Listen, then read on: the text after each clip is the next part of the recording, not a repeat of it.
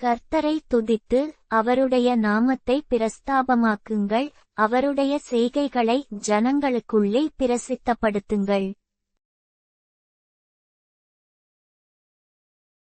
அவரை பாடி அவரை கீர்த்தனம் பண்ணுங்கள், அவருடைய அதிசயங்களையெல்லாம் தியானித்து பேசுங்கள். அவருடைய பரிசுத்த நாமத்தை குறித்து மேன்மை பாராட்டுங்கள், கர்த்தரை தேடுகிறவர்களின் இருதயம் மகிழ்வதாக. கர்த்தரையும் அவர் வல்லமையையும் நாடுங்கள், அவர் சமூகத்தை நித்தமும் தேடுங்கள்.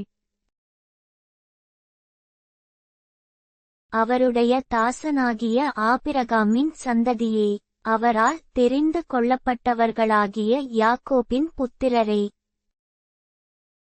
அவர் செய்த அதிசயங்களையும் அவருடைய அற்புதங்களையும் அவர் வாக்கின் நியாயத்தீர்ப்புகளையும் நினைவுகூருங்கள். அவரே நம்முடைய தேவனாகிய கர்த்தர், அவருடைய நியாயத்தீர்ப்புகள் பூமியெங்கும் விளங்கும். ஆயிரந்தலைமுறைக்கென்று அவர் கட்டளையிட்ட வாக்கையும் ஆபிரகாமோடே அவர் பண்ணின உடன்படிக்கையையும் அவர் ஈசாக்குக்கு இட்ட ஆணையையும் என்றென்றைக்கும் நினைத்திருக்கிறார். அதை யாக்கோபுக்கு பிரமாணமாகவும் இஸ்ரவேலுக்கு நித்திய உடன்படிக்கையாகவும் உறுதிப்படுத்தி, உங்கள் சுதந்தரபாகமான கானான் தேசத்தை உனக்கு தருவேன் என்றார். அக்காலத்தில் அவர்கள் கொஞ்ச தொகைக்குட்பட்ட சொற்ப ஜனங்களும் பரதேசிகளுமாயிருந்தார்கள்.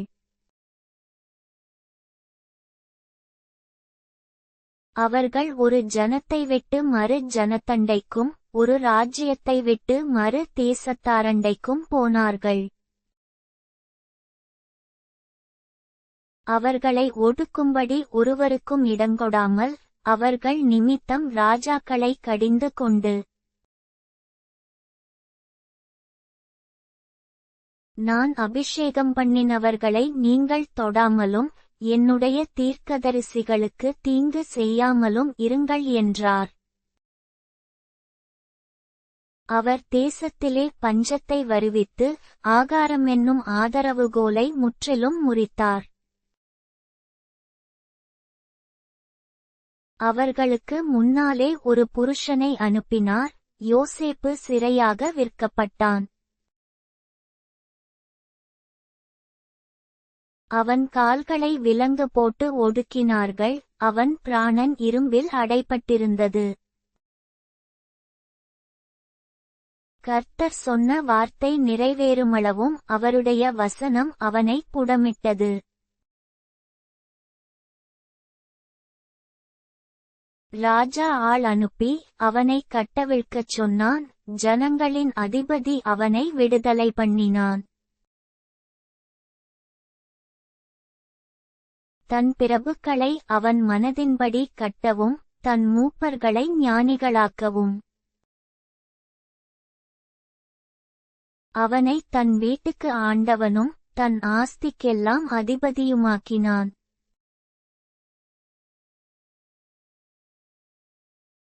அப்பொழுது இஸ்ரவேல் எகிப்திற்கு வந்தான், யாக்கோபு காமின் தேசத்திலே பரதேசியாயிருந்தான். அவர் தம்முடைய ஜனங்களை மிகவும் பலுகப்பண்ணி அவர்களுடைய சத்துருக்களை பார்க்கிலும் அவர்களை பலவான்களாக்கினார். தம்முடைய தாசனாகிய மோசேயையும் தாம் தெரிந்து கொண்ட ஆரோனையும் அனுப்பினார்.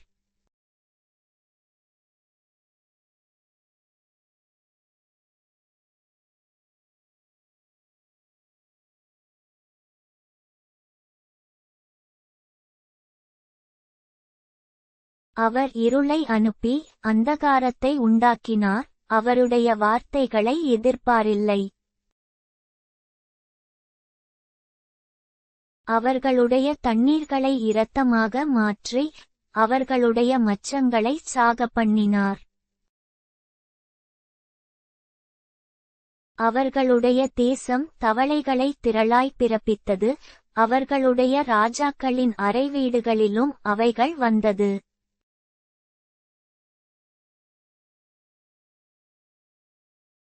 அவர் கட்டளையிட அவர்களுடைய எல்லைகளிலெங்கும் வண்டுகளும் பேன்களும் வந்தது.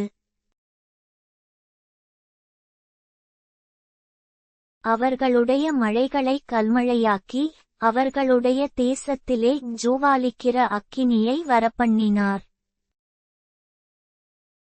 அவர்களுடைய திராட்சைச் செடிகளையும் அத்திமரங்களையும் அழித்து அவர்களுடைய எல்லைகளிலுள்ள மரங்களையும் முறித்தார்.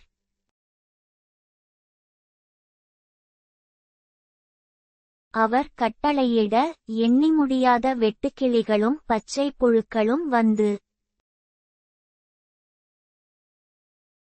அவர்களுடைய தேசத்திலுள்ள சகல பூண்டுகளையும் அரித்து அவர்களுடைய நிலத்தின் கனியை தின்று போட்டது.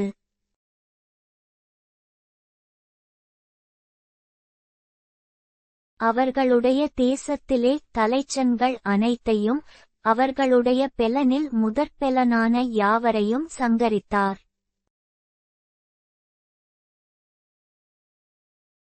அப்பொழுது அவர்களை வெள்ளியோடும் பொன்னோடும் புறப்படப்பண்ணினார். அவர்கள் கோத்திரங்களில் பலவீனப்பட்டவன் ஒருவனும் இருந்ததில்லை.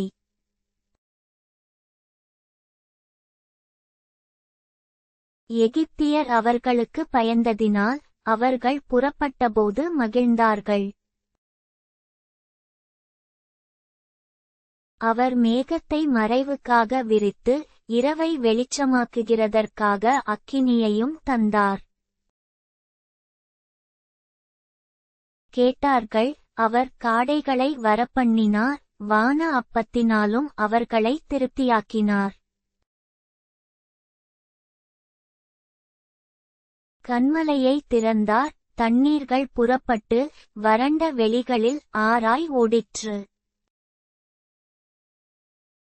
அவர் தம்முடைய பரிசுத்த வாக்குத்தத்தத்தையும் தம்முடைய தாசனாகிய ஆபிரகாமையும் நினைத்து தம்முடைய ஜனத்தை களிப்போடும் தாம் தெரிந்து கொண்டவர்களை கெம்பீர சத்தத்தோடும் புறப்படப்பண்ணி தமது கட்டளைகளை காத்து நடக்கும்படிக்கும் தமது நியாயப்பிரமாணங்களை கைக்கொள்ளும்படிக்கும் அவர்களுக்கு புறஜாதிகளுடைய தேசங்களை கொடுத்தார்.